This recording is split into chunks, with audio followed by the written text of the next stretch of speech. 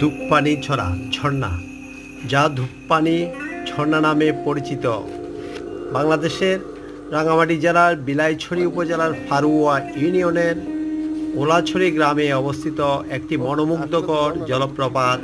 প্রায় ১৫০ মিটার উচ্চতা থেকে সাদা ফেনার মতো পানির নিচে পড়ায় এটি ধূপপানি বা সাদা পানির ঝর্ণা নামে পরিচিত, যেখানে ধূপ অর্থ সাদা এবং পানি অর্থ পানি। ধূপপানি ছড়া থেকে ঝর্ণা, ধূপপানি পাড়া থেকে ঝর্ণায় পৌঁছাতে আরও 30 মিনিট ট্রেকিং করতে হয়। ঝর্ণাটি পাহাড়ি ঢালের প্রায় 200 মিটার নিচে অবস্থিত।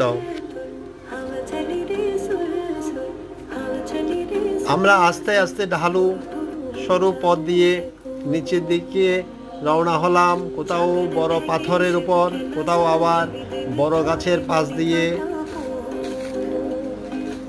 নিচে নামার চেষ্টা করলাম। ধূপপানি চড়ার ইতিহাস: 2000 সালের দিকে এক বৌদ্ধ সন্ন্যাসী এই ঝর্ণার নিচে ধ্যান শুরু করেন। স্থানীয়রা তাকে ভান্তে বলে সম্বোধন করেন।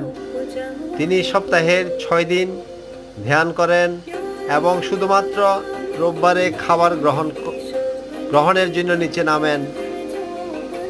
এই ধর্মীয় গুরুত্বের কারণে আগে শুধুমাত্র রোববারে ঝর্ণা প্রবেশের অনুমতি ছিল, তবে বর্তমানে পর্যটকদের জন্য সপ্তাহের অন্যান্য দিনে ও নির্দিষ্ট নিয়ম মেনে প্রবেশের অনুমতি দেওয়া হয়। প্রকৃতির সৌন্দর্য, বন্যপ্রাণী: ঝর্ণার চারপাশে আরও অরণ্য এবং বন্যপ্রাণীর আবাসস্থল। এখানে হরিণ, বন্য শূকর, বনবিড়াল, ভাল্লুক সহ বিভিন্ন বন্যপ্রাণী দেখা যায়। ঝর্ণার পানি আছড়ে পড়ার শব্দ প্রায় 2 কিলোমিটার দূর থেকেও শোনা যায়, যা এর বিশালতা ও গাম্ভীর্য প্রকাশ করে। ধূপপানি ছড়া ঝর্ণা প্রেমী, প্রকৃতিপ্রেমী ও অ্যাডভেঞ্চার প্রিয় ভ্রমণকারীদের জন্য একটি আদর্শ গন্তব্য। এর প্রাকৃতিক সৌন্দর্য, ধর্মীয় গুরুত্ব ও চ্যালেঞ্জিং যাত্রাপথ একে একটি অনন্য অভিজ্ঞতায় পরিণত করে। আমরা কাপ্তাই থেকে না গিয়ে রুমা উপজেলা থেকে ধূপপানি ছড়ার উদ্দেশ্যে গিয়েছিলাম।